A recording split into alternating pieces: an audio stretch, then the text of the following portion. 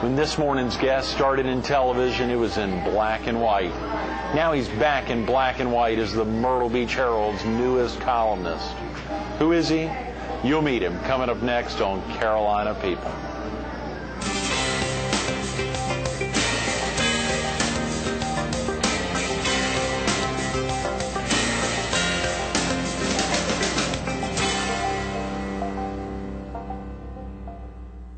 Good morning. Welcome to Carolina People.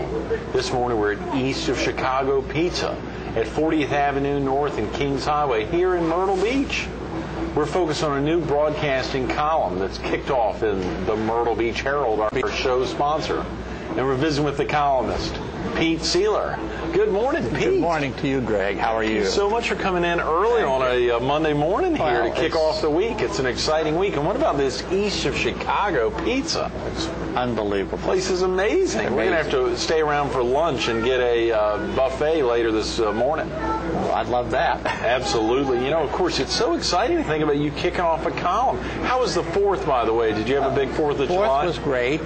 Was down in Myrtle Beach, Murrel's Inlet, watched the parade, and had a typical 4th of July with Greg Everett and the family down. Oh, yeah. Just fantastic. Big crew down there, and you brought Hilda Carter down? Hilda Carter was there, and a lot of people were there. A good turnout. It was a lot of fun. I saw you sitting around one of the tables there with John Stamey, Dr. John, our internet columnist, with Hilda Carter, the around town columnist, and there's Pete Sieler, the newest columnist. As a matter of fact, that was the day before your column actually came out last Thursday. That was correct. Here in the Herald. And of course, the very exciting thing was on the front page. You were right down there in the bottom of the front page, which was very cool. And of course, you're in our entertainment section, along with Chris Huff's Places to Be. And he also does a Movies to See, a weekly column, a movie review. So to now have your piece, which is focused on, what all is it focused on, Pete?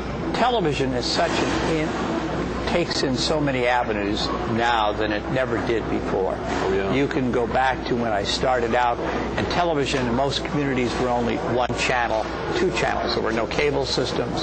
Now you have television on your PC recorder at home. You now can get television programs on your cell phone. You get television is all over the place now. Where do you go where there's no television no more? Nowhere. You walk into restaurants, you see television monitors. Yeah. You walk into stores, you see television monitors.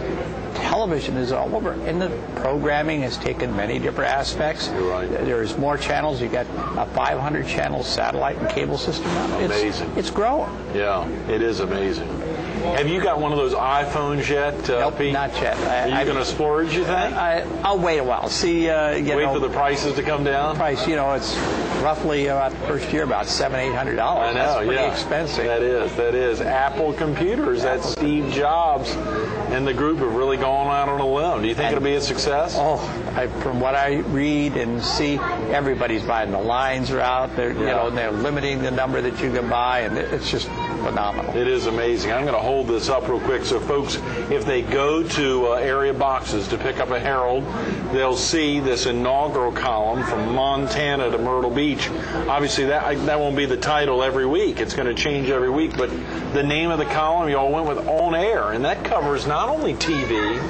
Will you also be doing a little focus on radio or on cable? Radio, and it's going to internet. It's going to put DVD even is a form of great point. Yes, it's everything that's that on you air. got to that box at home, whether you have a high definition set or the analog.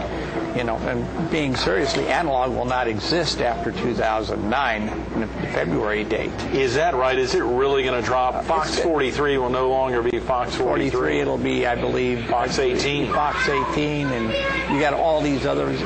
It's a revolution of gigantic proportions, because many of the rural people that have antennas at home with their regular analog sets will have to get a box and a digital antenna outside to pick up the digitals. Absolutely. It sounds like we're having a little funny air here at East of Chicago Pizza with these sounds here in the background. I don't know if you can hear all that, Pete. A lot going on here at East of Chicago early to kick off the week. Go ahead. I'm sorry. So I think television is really, everything from, let's say, DVD to even programming to, your informational. Television is now whether it's in an iPod or whether it's in the e-phone or anything. It's an informational age that exceeds everything that you've ever dreamed of. How long did you just get in TV recently, Pete?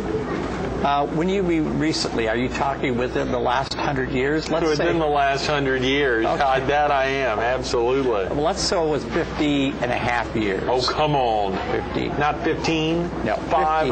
50. You are kidding. You got into television 50 years ago. December 1st, 1956. You remember it vividly? Remember it vividly? Do you really? First day of it was a closed-circuit television system, which was basically a television station that operated like a cable system. And it was different than a cable system is today. It originated its own programming. In other words, it had a studio, live cameras.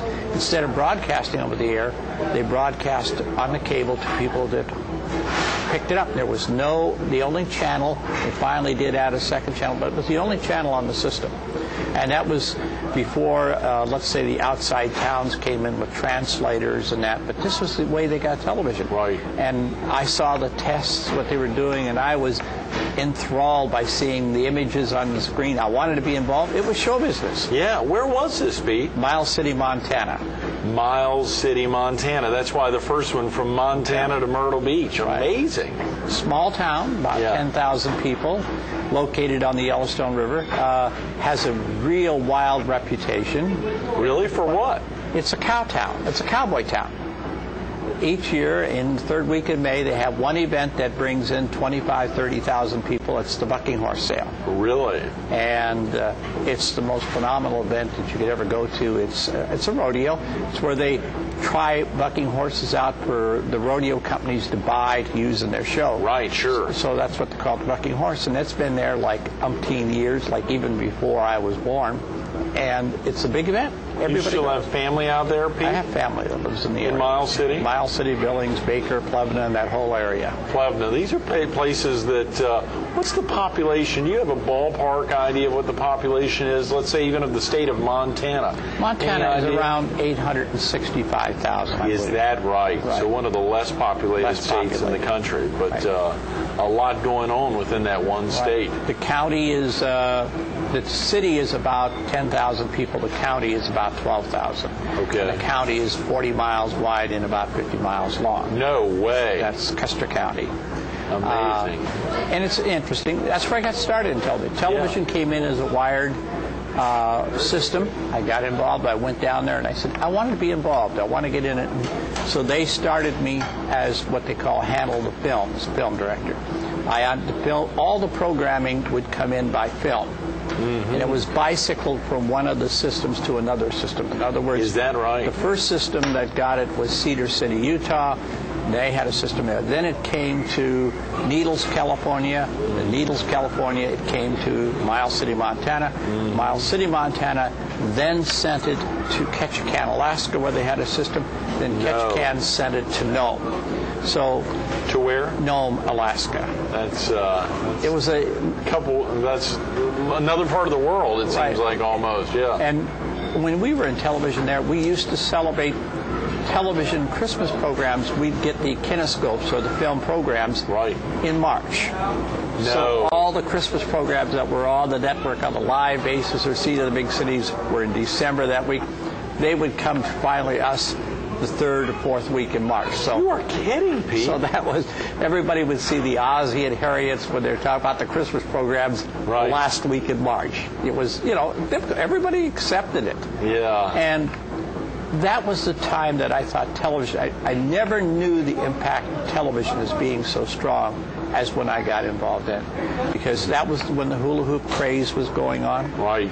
I remember, maybe some of your older readers in the paper will remember, the old Ozzie and Harriet show. Oh, yeah? And they had a program on, and I can remember that distinctively to this day, where I saw the power of advertising and what was in television at the time. Yeah. They were talking about Tutti Frutti ice cream.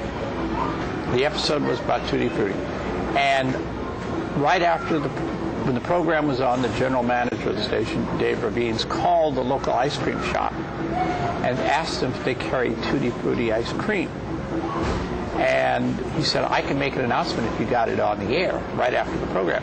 So after the show ended at 8 o'clock, he went on the air and he said, there is Tutti Frutti ice cream in Miles City. It's at the Penguin Shop. He went down to the Penguin Shop an hour later, and there were 400 and some people trying to get into the Penguin Shop. Oh, come on. It was You were unbelievable. kidding. In a town like that, that's 5% of the population. 5%. They were down there because everybody had seen it. I saw the power of what advertising can do to get people there. So that really dazzled me. Yeah. To say, that has a big impact. Oh, yeah. Everybody talks about what they see on television. And what I want to do at the column is let the people know what's out there in the world of television, whether it's on cable, whether it's on the broadcast stations, right, whether it's on the internet, and what's coming out on DVDs with some of the programming out there. Mm-hmm. So it's going to be an informative type column. And you've got a familiarity with all the networks, Pete. Of course, the excitement, I'm sure a lot of folks are wondering, can you be objective? Because obviously now, since you work with the local Fox affiliate, can you still cover everyone objectively? Yes. When you work in all of the affiliates, I worked with NBC, ABC, CBS affiliates. All of them I've worked with and spent time. Right. And I always look in the Fox affiliates, sure, the CW. They all have programming. They all have good programming. Right. And everybody in this day and age is going for appointment television. Oh, yeah. They make an appointment to watch a certain program. And that's what I want to do, is give the people that ability. My insight is say, what's new out there that they don't need? The TV Guide has made a lot of changes in their magazine. It used to be a simple, clean little magazine booklet. It's now a large magazine type format. Right. So it has a lot of changes, and my column is to let people know what's out there. It's happening in the field of television, whether it's digital, analog, sure, what's on the internet. Programming is starting to be on the internet. Oh, yeah, a lot of programming.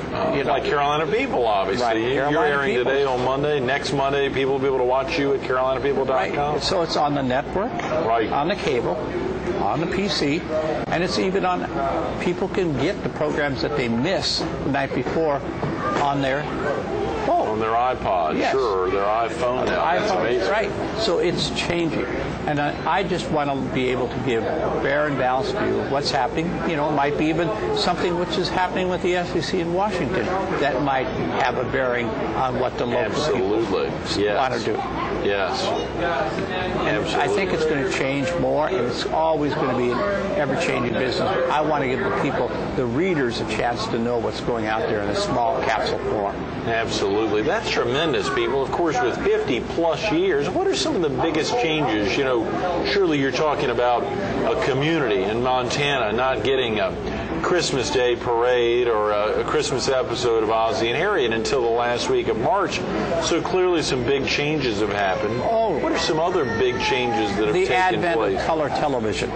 Color television. What year did that happen? Well, NBC was doing color television in the 50s, and in fact CBS did a version of color television.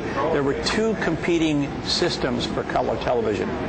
CBS had a mechanical version, and NBC or RCA developed the electronic version. And the only difference on the reason that they didn't quite go as well, didn't go with the CBS system, even though the CBS system was a little bit superior in quality, it was not compatible. In other words, the TV sets, you'd have to have a different TV set to watch the black and white. You could not watch the color program. Is that right? And that's why the FCC gave the RCA system the compatible. You could broadcast in color and you could watch it on a black and white set. Right.